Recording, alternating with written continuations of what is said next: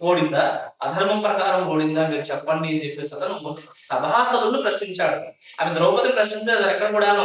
ఇలా మొత్తం పొలుగు కూటంలో కూర్చుంటే అతను లేచి అందరినీ అడిగాడు, అరే ఇంతమంది సభాసదులు మీరు ఉన్నారు కదా, మీరు చెప్పండి అని. కాకపోతే ఇక్కడ నన్నయ్య చూపినటువంటి మార్గం ఏంటి అంటే, వికర్ణుడు అడిగినటువంటి విషయం ఏమైతే ఉందో దాన్ని కేవలం ఒక వచనంలో ముగించేశాడు. పద్యంలో తీసుకురాలేదు. చాలా స్పష్టంగా ఒకే ఒక వచనంలో మొత్తం ముగించేశాడు. మీకు ఆ వచనం కూడా మీకు వినిపిస్తాను ఒకసారి. ఈ కురువృద్ధులైన భీష్మ ధృతరాష్ట్ర విదురాదులను ఆచార్యులైన ద్రోణ కృపాదులను పలుకరైరి. ఇక్కడ ఉన్నటువంటి భీష్ముడు గాని ధృతరాష్ట్రుడు గాని గొప్ప గొప్ప కురువృద్ధులు గాని, అదే విధంగా ఆచార్యులుగా ఉన్నటువంటి ద్రోణుడు గాని కృపుడు గాని ఎవరు మాట్లాడకుండా నిశ్శబ్దంగా ఉండిపోయారు. ఉన్న సభాసదులంగా క్రోధాదులను దక్కి విచారించి చెప్పుండనిన నెవ్వరం పలకకున్నను ఏ ఇందు ధర్మ నిర్ణయం చేసదా. అక్కడ ఉన్నటువంటి వాళ్ళు ఒక ప్రశ్న అడిగాడు. ఏమి అంటే, మీరందరూ సభాసదులు అన్నారు. ఇక్కడ సభాసదులు అన్నటువంటి పదానికి చాలా విపరీతార్థం ఉంది. ఏంటి అంటే, ఆ సభలో కూర్చున్నటువంటి వాళ్ళందరూ కూడాను ఏ ధర్మం తెలియకుండా ఉన్నటువంటి వాళ్ళు కాదు, ధర్మం చాలా విలువ తెలిసినటువంటి వారు, రాజనీతిలో చాలా నిష్ణాతులైనప్పటికీ కూడా పలకపోతే అక్కడ అధర్మం అనేది రాజ్యం వెళ్తుంది. కాబట్టి పలువురు ప్రశ్న అడిగాడు. వాళ్ళతో పాటు చెప్పి ఏమన్నా అంటే, క్రోధాలను తగ్గి అన్నాడు. అంటే అర్థం ఏమి అంటే, క్రోధం మీ యొక్క మనసులో లేశమైనా లేకుండా వదిలేసేసి సమాధానం చెప్పండి అన్నాడు. అలా చెప్పమన్నప్పుడు ఎవరు చెప్పకపోతే మీరు ఎవ్వరూ చెప్పడం లేదు కాబట్టి నేనే చెబుతాను అన్నాడు.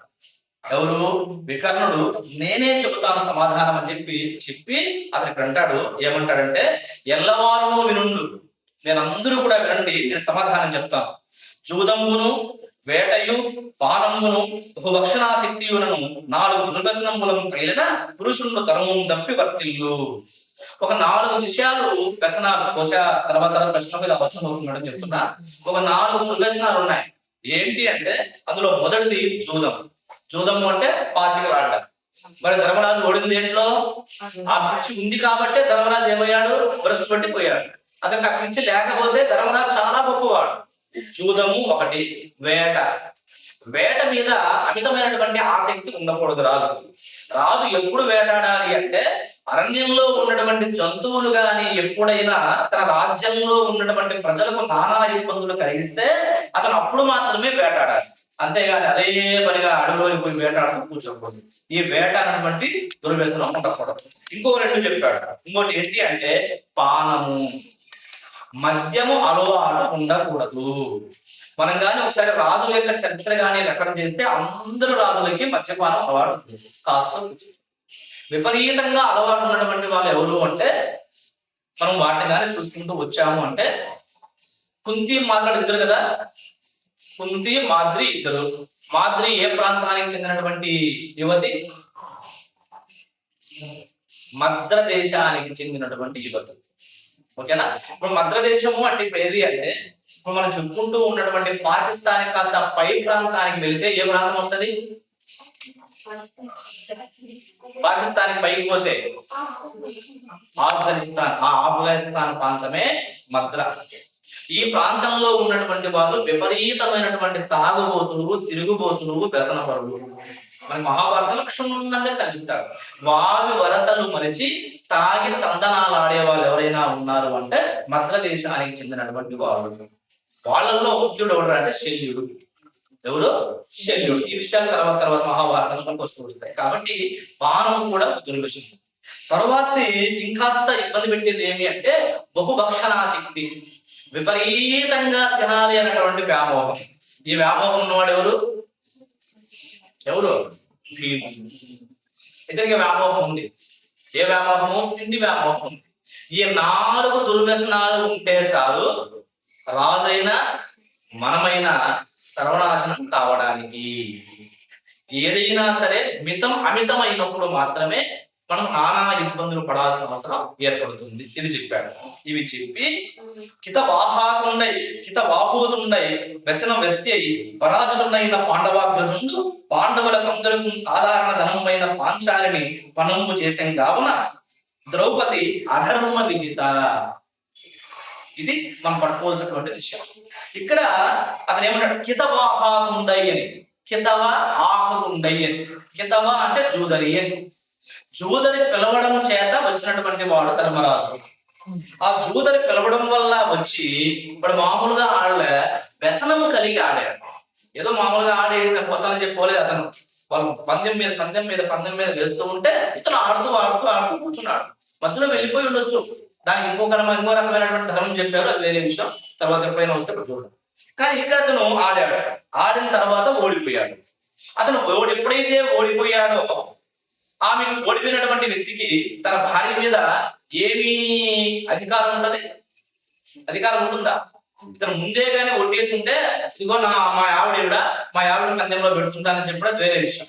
నువ్వు ఓడిపోయావు. నీకు ఓడిపోయిన తర్వాత నీకు ఆవిడ మీద ఏం అధికారం ఉంటుందా? పోనీ ద్రౌపది ఏమైనా ఒకరి సొత్తా? ఎంతమంది సొత్తు? 5 మంది సొత్తు. 5 మంది కూడా అగ్రిమెంట్ మీద సంతకం చేస్తే కదా ఆమె పందెంలో పెట్టడానికి. అతను ఏమైనా అగ్రిమెంట్ తీసుకున్నాడా? తీసుకోలేదు. ఎవరైనా అడిగాడా? అడగలేదు. కాబట్టి అతను చెప్తున్నాడు, ఏం చెప్తాడంటే, పాండవులకు అందరూ సాధారణ ధనం పైన, అంటే పాండవులందరికీ కూడాను ఆమె విలువ కలిగినటువంటి భార్య కాబట్టి, ఎవరి యొక్క అంగీకారం లేకుండా ఇతను మాత్రమే తీసుకొచ్చి పెట్టాడు కాబట్టి ఆమె ఓడిపోలేదు. ఆమె అధర్మ విజిత. ధర్మపరంగా ఆమె నువ్వు గెలుచుకున్నటువంటి ఆవిడ కాదు అని చెప్పి అతను ధర్మాన్ని సూక్ష్మంలో మోక్షంలాగా చెప్పి ఇంకా ఏమంటాడు, ఆ కోమలిని ఏక వస్త్రం ఇట కొట్టుకుని తెచ్చుట అన్యాయం అనినా వికర్ణం పలుకును పొడంబడక కర్ణుండు పానికిట్లని అని చెప్పి కేవలం ఒక వచనంలో చెప్పేశాడు. సో కాబట్టి ఏకవస్త్రగా ఉన్నటువంటి ఆవిడ తీసుకురావడమే తప్పు. మీరు చేసిన చాలా పొరపాటు. ఆమె మీరు అనుకున్న విధంగా ఆమె మీకు అంగీకార వస్తువుగా ఆమె కాదు. కాబట్టి ఇది అనంగీకారమైనటువంటి విషయం, అర్థమకరమైనటువంటి విషయం తీర్చి చెప్పినటువంటి వ్యక్తి ఎవరైనా ఉన్నాడు అంటే మాట్లాడుతుంది మేడం. అందులో ఉన్నటువంటి ధర్మ సూక్ష్మం. కారణం ఏమి అంటే, వికర్ణుడికి ఆలోచించే శక్తి ఉంది. కాకపోతే దుర్యోధనుడు, దుశ్శాసనం లాంటి వాళ్ళతో పోల్చుకుంటూ వీడు చాలా పిల్లవాడు, చిన్నోడు వయసులో, కానీ బుద్ధిలో చాలా గొప్పవాడు. కాబట్టి ఇది అందులో ఉన్నటువంటి విషయం. ఇంకొక విషయం కూడా, ఇప్పుడు ఈ సభలో పండిపోయినటువంటి విద్య నేర్పించినటువంటి ద్రోణాచార్యుడికి వీళ్ళిద్దరి మౌనం న్యాయ వ్యవస్థలో ఏ లోపాన్ని సూచిస్తుందంటారు?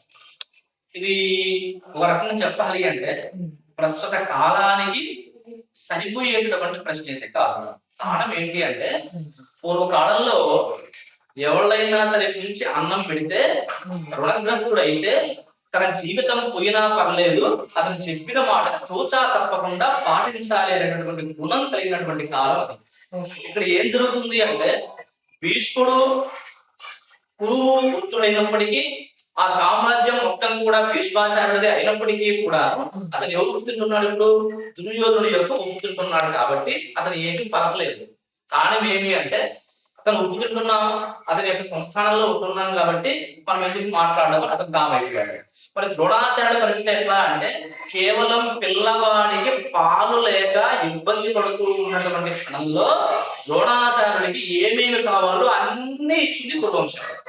కాబట్టి అంతగా తనను ఆదరించినటువంటి రాజుకి అడ్డుపడడం అనేది కరెక్ట్ కూడా కాదు ద్రోణాచార్యుడు. ఇక్కడ ఇంకో విషయం చెప్పాలి.